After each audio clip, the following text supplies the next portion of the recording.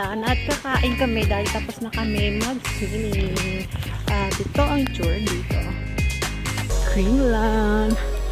At, ayan, isasauli namin yung New York yung nag-init ang skirt. Nagagamitin ko later on.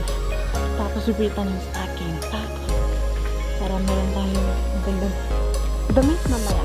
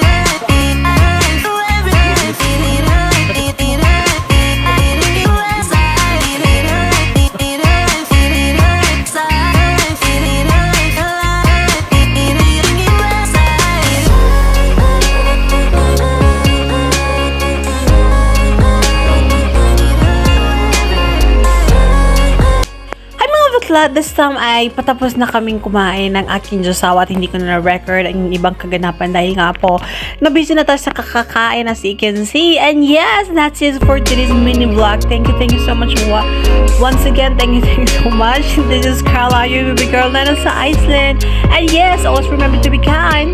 Adios.